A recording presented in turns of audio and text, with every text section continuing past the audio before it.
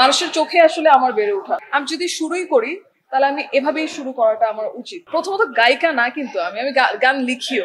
Surprisingly আমি ভেবেছিলাম যে আমি অনেক গালি খাবো, করব ভেবেছিলাম, কিন্তু জানতাম না কি করবো আসলে। যেহেতু সোশ্যাল মিডিয়াতেই আমার শুরু, নিজে নিজে গান করতাম, নিজে নিজে শুট করতাম রুমের ভেতর, সেটাই সেই কত অনেক বছর হয়ে গেছে আগে দিয়েছিলাম ইউটিউবে। সেখান থেকে আস্তে আস্তে মানুষের চোখে আসলে আমার বেড়ে ওঠা, সত্যি কথা বলতে।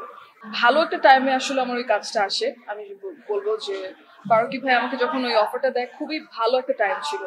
কারণ হচ্ছে তার আগে আমি না করে আসছিলাম, অ্যাক্টিংকে না করে আসছিলাম। যেহেতু আমি মিউজিকের মানুষ, আমি ওখানেই আমার সব কনসেন্ট্রেশন দিতে চাচ্ছিলাম, এবং আমি চাচ্ছিলাম মানুষ আমাকে মিউজিশিয়ান হিসেবে ছিল। তো ফারুকী ভাই যখন বলে, এটা খুব ভালো একটা টাইমিং ছিল, প্লাস এটা ফারুকী ভাই। সো উনি যখন বলবে একটা প্রজেক্ট, এটা আসলে কিভাবে আমি, আমার তো একটা সেকেন্ড থট দিতেই হবে। তো আমার কাছে মনে হয়েছে যে আমি যদি শুরুই করি তাহলে আমি এভাবেই শুরু করাটা আমার উচিত। মানে এই প্রজেক্ট দিয়ে, এত ভালো একটা প্রজেক্ট, এত ভালো একটা ডিরেক্টর টিম, তিশাপু সবাই এত সাপোর্টিভ ছিল। সো আমার কাছে মনে হয় যে এটার থেকে ভালো শুরু আসলে আমি মনে হয় না হতো।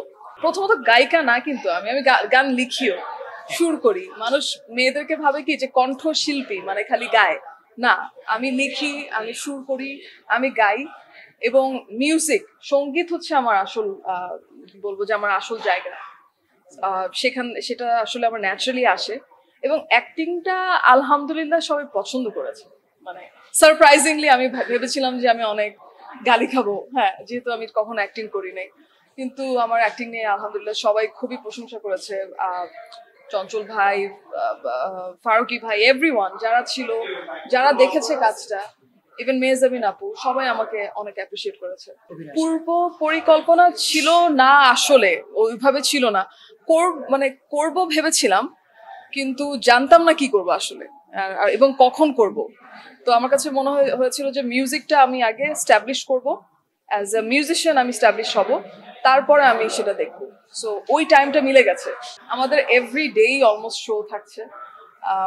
হয়তোবা মানুষরা কথা বলছে খালি পাবলিক শো গুলা নিয়ে, কিন্তু তার সাথে সাথেও আমরা অনেক শো করছি। এবং পাবলিক শো গুলো তো হচ্ছেই, তা তো অনেক বড় করে হচ্ছে এক একটা শো। আনফর্চুনেটলি দেখা করতে পারি নাই, কারণ আমি পারফর্ম করেই চলে যেতে হয়েছিল আমার আরেকটা কমিটমেন্টের জন্য। কিন্তু উনাকে তো অবশ্যই পছন্দ করি অ্যাজ অ্যান আর্টিস্ট।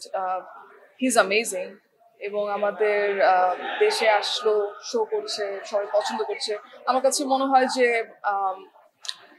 আমাদের এই প্র্যাকটিসটা দরকার। মিউজিক হোক, শোজ হোক, এই প্র্যাকটিসটাই আমাদের আমার কাছে মনে হয় ইম্পর্টেন্ট। পার্সোনালি সবভাবে আমাদের ডেফিনেটলি আরো ইউনিটি তো দরকার, এটা তো আমরা সবাই জানি। আমাদের ইউনিটিতে দরকার, সাপোর্ট করা দরকার দেশের আর্টিস্টদেরকে আরো বেশি।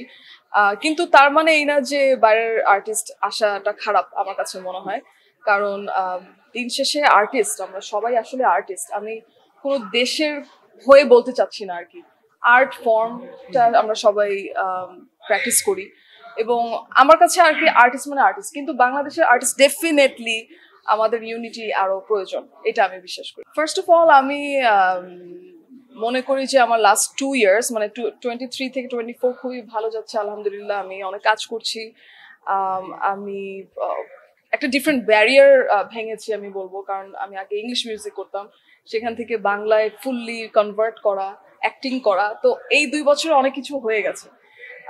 সেই ক্ষেত্রে আমি খুবই থ্যাঙ্কফুল যে আমার সেই সাপোর্টটা আমি পেয়েছি মানুষদের থেকে, এবং নেক্সট ইয়ার আমি আরো ভালো ভালো কাজ দিয়ে ব্যাক করতে চাই।